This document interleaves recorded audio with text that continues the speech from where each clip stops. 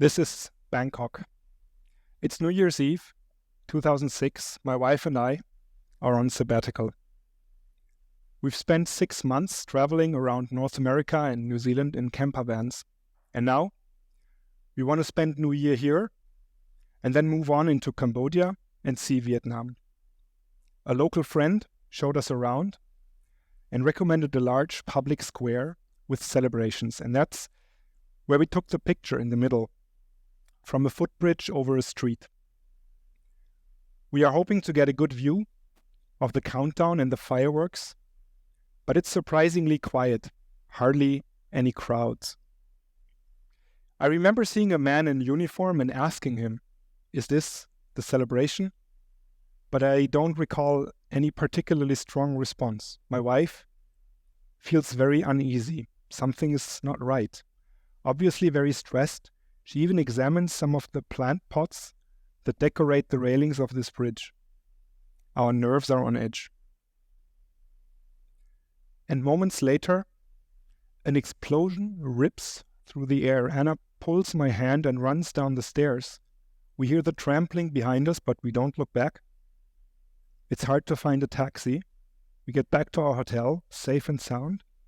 But the fireworks outside the windows now sent the shivers down our spines.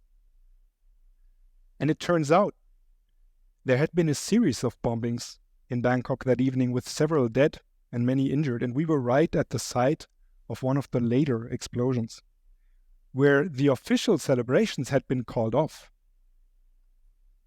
Now the policeman comes to mind. He must have known about those previous explosions. Why didn't he warn us?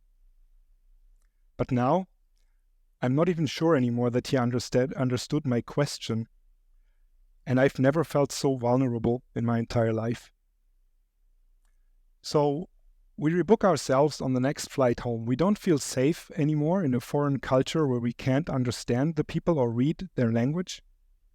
And to go into Vietnam in this vulnerable state as backpackers, we regret it today, but back then it was just unthinkable. And I've learned 2 things from that night in Bangkok. First, I'll always trust my wife's intuition. I'm not spiritual. I have no explanation, not even a clue whatsoever how she could have seen that coming.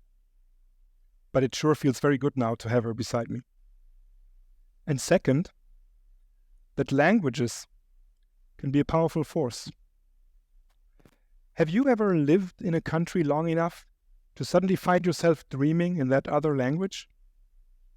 Have you ever felt limited, unable to express the nuances and the emotions, just like you had them in your head or in your heart? Language allows us to express our identity and to connect with people and their experiences, even across time and space. But it can also be a barrier, hurt us deeply and alienate us. So language unites, but language also polarizes. And I'm here today to argue that if we overcome our language barriers, we can be better human beings. And now I don't mean listening to every insult from an anonymous troll online. First of all, just please don't be the troll, right? We all have a responsibility to maintain a civil tone and a constructive debate. Our comments now travel far. We have powerful engines to generate and manipulate media, professional-grade cameras and recording equipment right in our pockets. We can all be broadcasters or citizen journalists. And with our planet more connected, our information environment becomes more complex. The news cycles are speeding up dramatically. When an unknown virus appears in Wuhan or a ship gets stuck in the Suez Canal, we feel the impact. Emotions can kick in. What does it all mean to me personally and to those around me? With our intuition, our personal biases and stereotypes, we might then want to find a single cause for a complex problem and then fall for charlatans who suggest a scapegoat or offer 2 simple answers.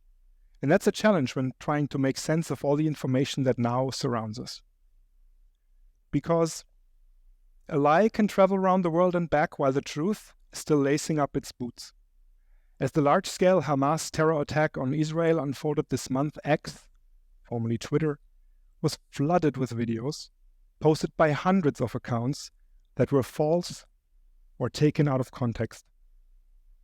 And it's a fact that online platforms are increasingly shaping the court of public opinion. Are we willing then to accept that in such a conflict or in wars, the truth is always the first casualty? That only the winners get to write history? Social media could be humanity's collective memory. It's a shame that the global platforms aren't as open as they should be to independent research into systemic manipulation attempts, whether domestic or foreign. And if the narrative that survives relies on eyewitness material and anecdotal evidence only, can we believe it? And can we ever trust it? I'd like to dwell on this point for just another minute. Casey Newton recently said, one of the ways that we understand what's going on in the world right now is by using these social media apps. And that world is now in chaos. It has been upended by all of the changes on the consumer internet. Any falsehood can be debunked, of course, but once it's out there, it quickly spreads, and then it's hard to catch up. In 2018, MIT researchers showed that on Twitter, false news reached far more people than the truth, and diffusing much faster. In this environment, journalists are no longer just gatekeepers who determine what gets printed. They are now our navigators, our stewards, and our guardians of reliable information. For journalism's first duty is to the truth, and as Alan Goodman observed, there is inherent tension between getting it first versus getting it right. If you're a publisher, getting it first is what will drive eyeballs, and that's vital if you're selling advertising, for example. But getting it first is also clearly detrimental to the objective of getting it right. And that's why good journalism, just like science, by the way, is founded on healthy skepticism, and it has proven practices. Verifying information independently, carefully cross-checking facts, confronting subjects with findings before publication. Your scrutiny should be tough, but you got to be fair. Protecting your sources so that they won't get threatened or harmed for speaking truth to power, because that's what they do. And if you've made a mistake, you own up to it. Even if it makes you look vulnerable, you admit it publicly and set the record straight. Our worldviews determine our opinion, and our opinions collectively are shaping the democratic will of the people. So good journalism is a cornerstone of any free society. However, journalists work in sometimes dangerous and often precarious conditions, in conflict zones, and sometimes poorly paid or on temporary contracts. Traditional print circulation is in a slow and painful decline, with the prices for delivery, for commodities, energy, and logistics rising, and new digital publications have often failed to absorb those losses. So when we look at it from an economic standpoint, good journalism is in a crisis. And for us here in Europe, there is an additional problem. Our public sphere is so fragmented, unlike North America or China or the Arab world. We don't speak the same language. The EU has maintained peace for almost 80 years. Our union is far from flawless, and with great power comes great responsibility, of course. But the successes, I believe, are obvious. We have a common currency. We have open borders and the free movement of goods. What we don't have in Europe, though, and probably never will, is a common language. And for any economy of scale in information publishing, that is a steep hill to climb. Wolfgang Blau, a former editor and executive, once put it this way: the European Union has 510 million citizens and 24 official languages. But even in English, the most common second language, you can't reach more than 50% of the EU. I mean, think about it. Here today, we are in Germany and speaking English. Very few of us are native speakers, not me anyway. So what about those that don't have this privilege? Who is being systemically excluded from our conversations? And the one thing we are missing, says Wolfgang, is translation. This, he says, is what will unleash the digital single market and lead to a similarly explosive growth of content and information as the internet did itself. And that's a fascinating thought, isn't it? Just look at some of the amazing stories that we have out there. A Belgian engineer proposes that Europe should start producing solar panels independently instead of importing from China. In France, there is a debate about how to improve public access to innovative medicines and treatments. After a neo-right-wing movement won several local elections here in Germany, we are now debating where populism ends and fascism begins. Also in Germany, a specialist describes synthetic diamonds that are chemically, physically, and optically identical to those found in nature, but they can be produced under humane conditions. And in Austria, this article shines a light on people with disabilities who are often left in the shadows, and it is written by people with and without any disability who are working together on an equal footing. This is news that most Europeans are missing out on. For its government and parliament, Europe has found a solution. It employs an army of interpreters and translators. But what about outside this exclusive circle on the periphery? And right here, for people like you and me, much of Europe's ingenuity just remains hidden inside language bubbles. So what if we could break out? What if we could make the tools used by diplomats and officials available to everyone and democratize that power? What if we all had access to the reporting, analysis, and commentary from the brightest minds from across the continent that comes out every day? This could be like a planetary view of the Earth from orbit, an expansion of our consciousness, just like the overview effect that is experienced by astronauts, but for all of us. And this outside view of our home made me become obsessed with the idea of making European quality journalism more accessible. Now, I'm a technologist and not a journalist. I'm a self-starter, a college dropout, and for a journey like this, I first needed to find a lot of courage. I'm a hardworking, middle-class, digital nerd, but I wasn't born into a family of entrepreneurs. I was already in my mid-40s and needed the support of my parents to start up, and for that I'm eternally grateful. I could then speak to hundreds of people in digital media and journalism, in politics, academia, business, and I asked them, is anybody doing something like this? And if so, can I join and support them? And if not, just why not? Because it's a stupid idea that somehow won't work? Or simply because nobody had all the pieces in place just yet? And we're certainly not the first ones to think about translating good stories. I mean, in fact, we are standing on the shoulders of giants, but this is all about timing. And times have changed.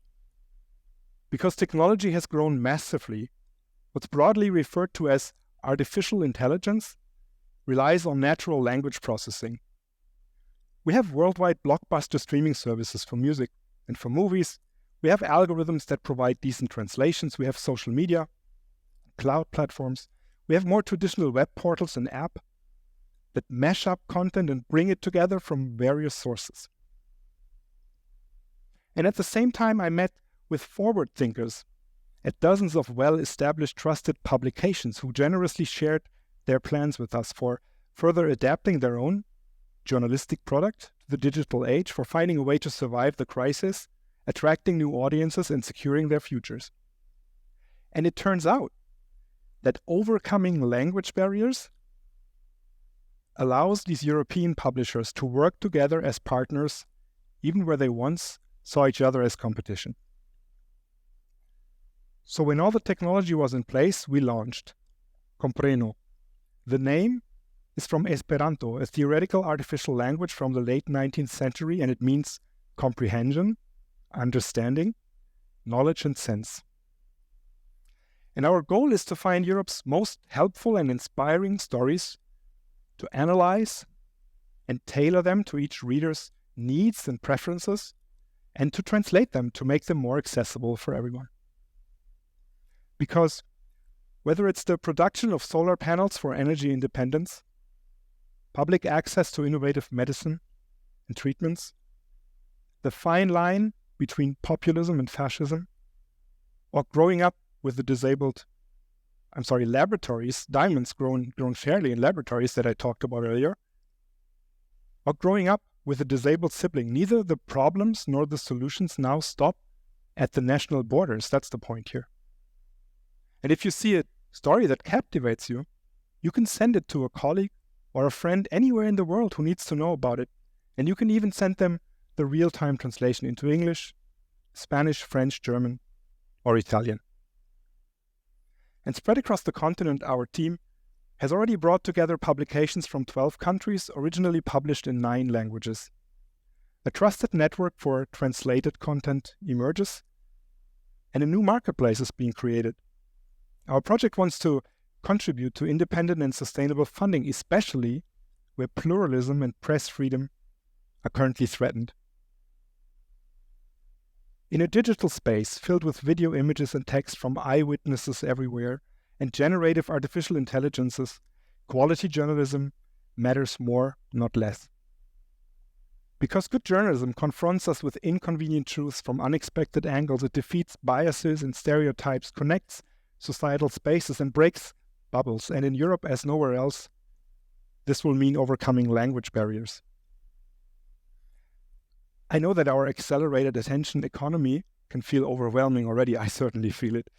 Everything seems connected. Global trends have local consequences. They come out of the blue and sometimes leave even our politicians appear powerless. But it also means that if we can pop those bubbles, our local action can now have a truly global impact. The digital world is endless, and Europe often struggles to find its voice. It can look like it has fallen out of time. Our diversity seems like an obstacle, like a complication, but it is in fact our superpower. Respect for science and facts and the values of the Enlightenment, these are the foundations on which we have come together from a wide range of cultural backgrounds, and now we offer a wealth of experiences and perspectives. And just as binging on an unhealthy diet can make us low energy, overweight, and prone to disease, we should be mindful of the information that we feed into our brains. We may feel the need at times to shut ourselves off and to retreat, just like I did that New Year morning in Bangkok when I ended my sabbatical. But ideas and solutions that arise in another culture can be uniquely inspiring, like a new tool added to our toolbox. We've now come full circle from where my story started, and my bottom line is that a world without language barriers will be a better world. And that now is the time, and this is the place. Europe is where we will start to make it happen. Thank you.